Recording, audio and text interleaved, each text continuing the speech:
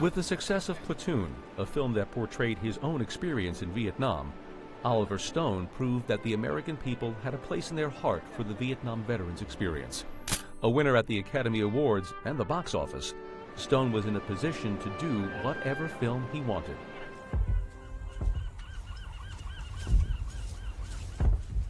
He chose to fulfill a promise he made to a fellow veteran and make Born on the 4th of July. It's based on the true story of Ron Kovic, a young Long Island boy who went off to war. It would be a bullet that would paralyze him, but worse, it was a nation's disrespect that would break his heart. I gave 3/4 of my body in Vietnam. My brother doesn't have to get knocked down into the streets here. What? The more than a decade-long wait to make the film allowed the lead to go to Tom Cruise. It would be a career-defining role for him. In December of 1989, Brian Gumbel, then host of NBC's Today Show, sat down with all three men and talked about bringing Ron's story to the screen. Ron, you wrote Born 13 years ago. Between then and now, how many times did you give up all hope that it would ever be brought to the screen? We almost did it in 1978. Brian, we got within 4 days of filming and they canceled the film. And that crushed you? I was heartbroken. I felt like I was wounded again, just as I had been in 1968 in Vietnam. I'll always remember Oliver Stone coming up to me a few days after the film was canceled the first time in 1978. He said to me, if I ever break through, if I ever get the chance to direct, I'll come back for you. He made a promise to me. And after Platoon, I knew that Oliver could have done any film that he wanted to do. I got a phone call and he said, Ronnie, come to New York. We're going to try to make this film again. Oliver Stone kept his promise.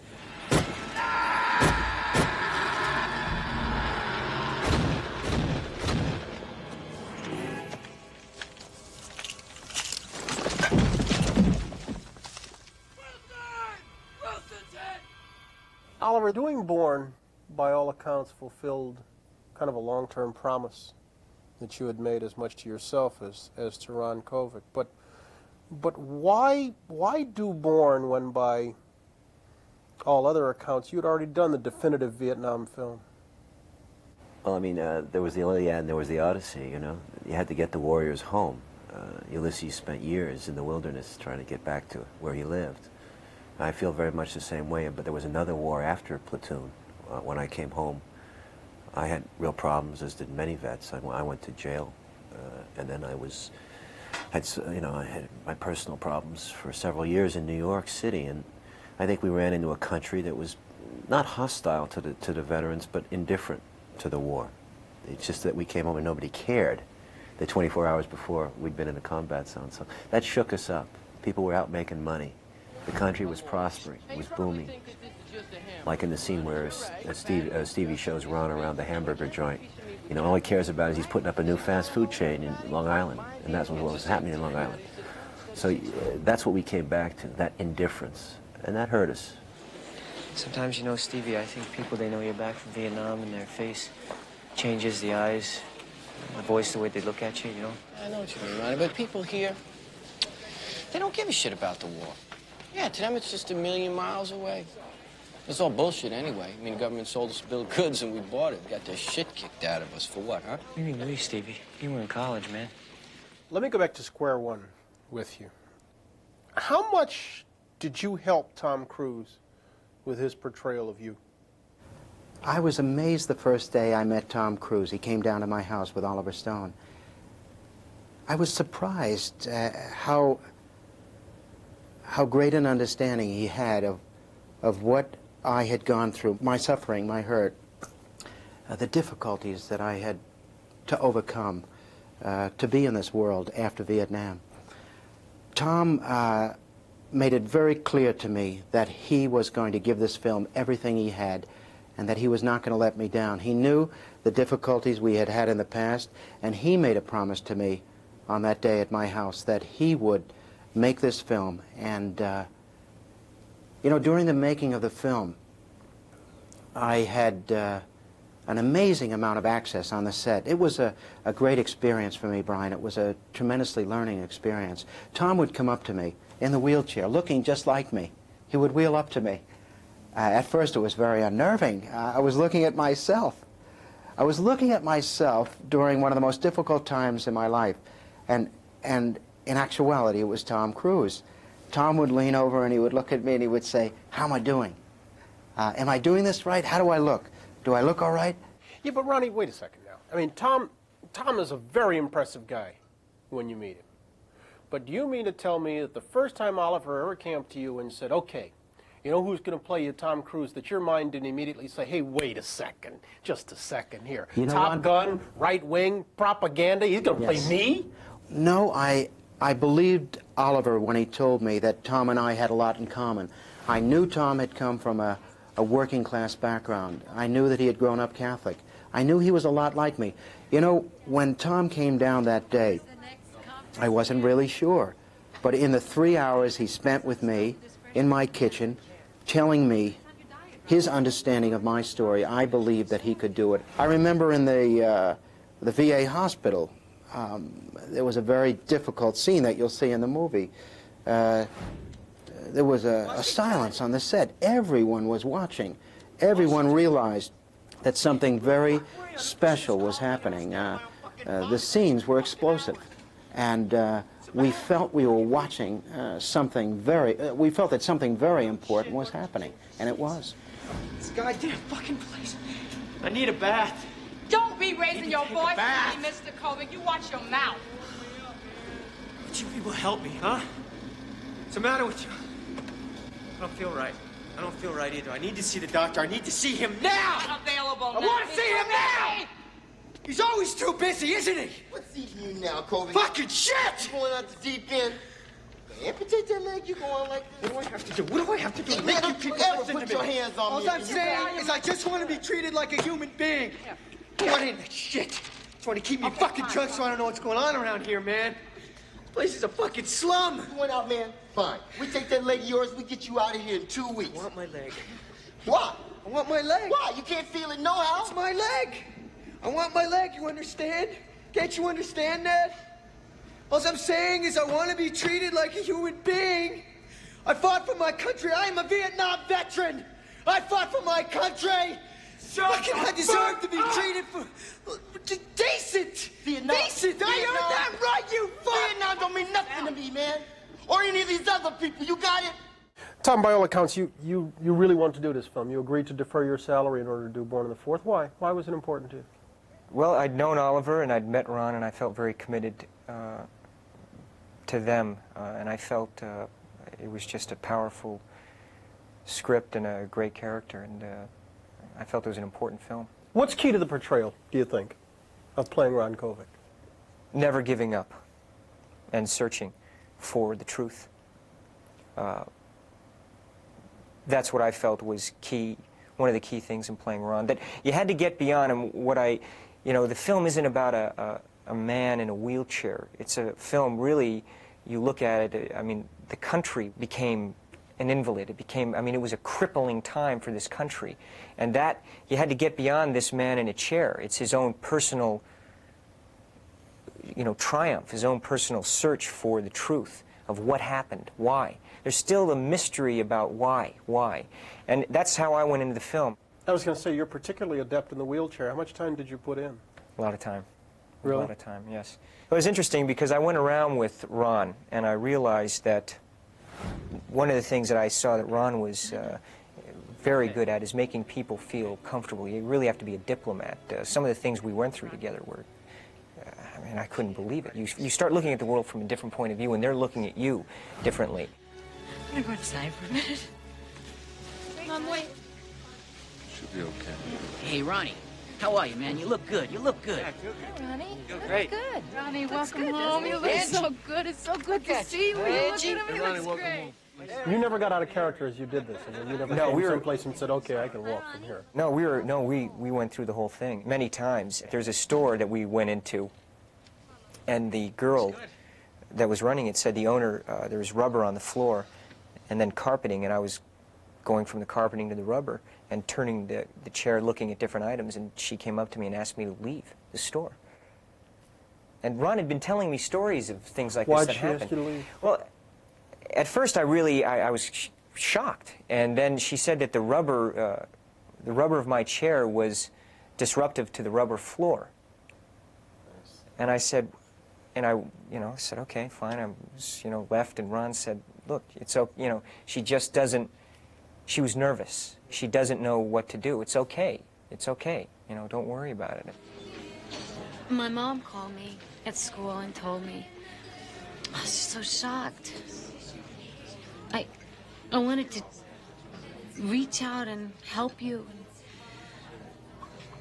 But it was just so frustrating, and I just stood in the hallway in my dorm room shaking, and I couldn't say anything. I mean no offense by this. Yes. But do you think in the film you are defined by your handicap or by your commitment? I think the answer to that question, Brian, is both. I think in the film, I am defined by the wound that I sustained in the war. That's very obvious. I'm wounded in the war. I'm injured. I have to be in a wheelchair for the rest of my life. But I think what the film also says is that I come to terms with that through a very difficult process.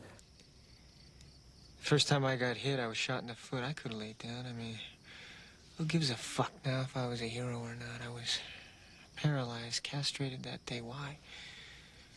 I was so stupid.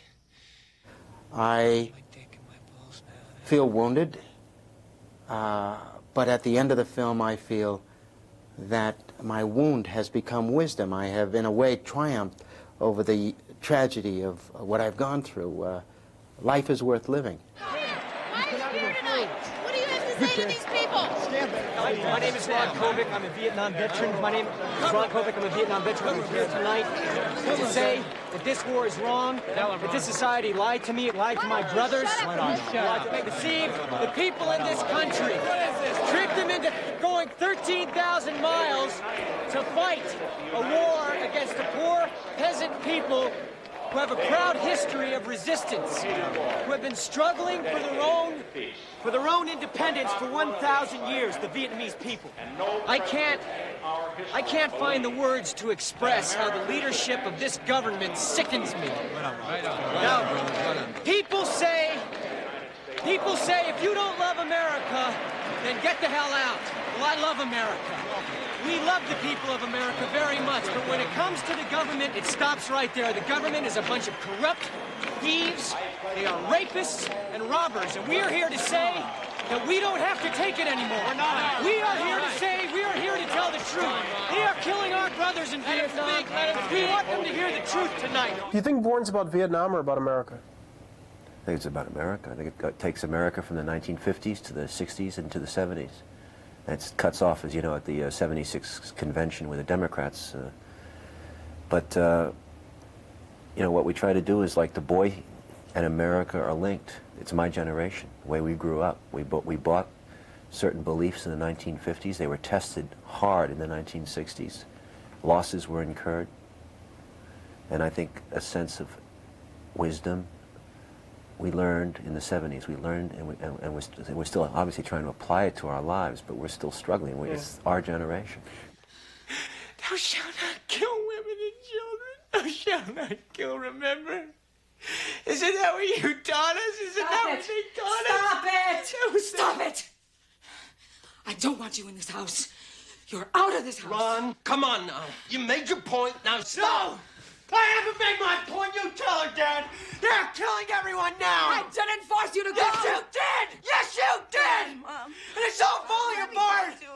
King Kennedy, Kent State. Hey, man. We all lost fucking war. It's not my fault. Fucking communism won. It's all for nothing. It's not true. Oliver, how political do you think Bourne is? I think it's an emotional movie. I think it describes a spiritual transformation in a boy that goes to war to be a certain kind of hero, and he's defeated in that goal. His life is, on the surface, it's ruined. God damn it!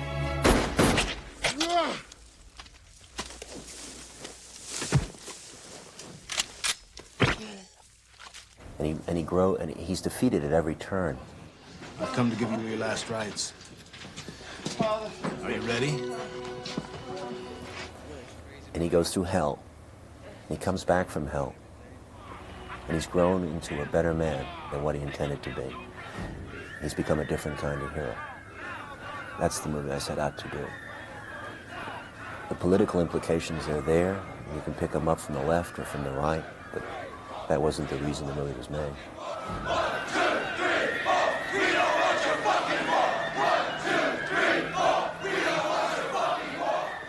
You don't think the movie tries to state an opinion from a pulpit? No, these are events that occurred, which we dealt with. I think we avoided preaching at the audience. We didn't intend to. I think we showed very concrete actions. As you see, Ron, when he came back from the war, was still very pro-war. I mean, we didn't make it easy that just because he got shot in a wheelchair that he changed overnight. It wasn't that easy. It took 4 or 5 years for him to deconstruct his mind and to change the mind, to go from one bias to the other bias. All those meetings with all his friends, his former girlfriend, his former school friends, his parents, they're all painful. They're one-on-one encounters. It takes time to change a human mind. When he hits Mexico, I suppose that's probably the blackest place in the movie, when he runs into Willem Dafoe and he's staring at his own skull 5 years down the road. I mean, this is what he's going to become if he continues in this direction. And I think Willem sort of reflects back at him his own death. And I think when he reaches down inside himself, he pulls out this need to confess. Confession is good for the soul. And Ron confesses and goes on to be a greater man. This wheelchair, our wheelchairs, this steel, our steel is your Memorial Day on wheels. We are your Yankee Doodle Dandy come home. We are your Yankee Doodle Dandy come home. I gave 3/4 of my body in Vietnam. My brother doesn't have to get knocked down into the streets here.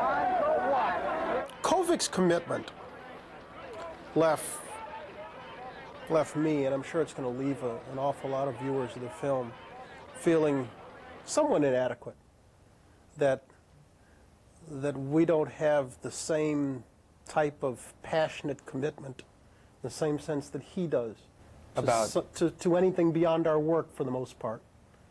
Did it leave you feeling that? Well, when you meet Ron, you see, I mean, he's 100%, and when he believes in something, I mean, he is just, he was always that way.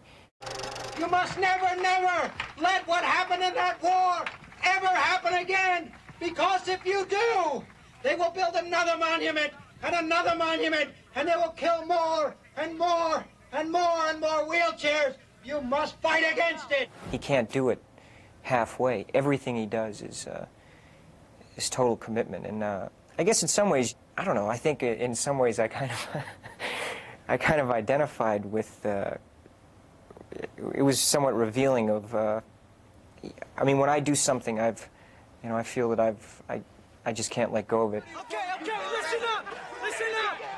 Hey! We're gonna take the hall back. You hear that? Go to the gate. We're gonna take the motherfucking hall back. All right? Fall out. Let's move.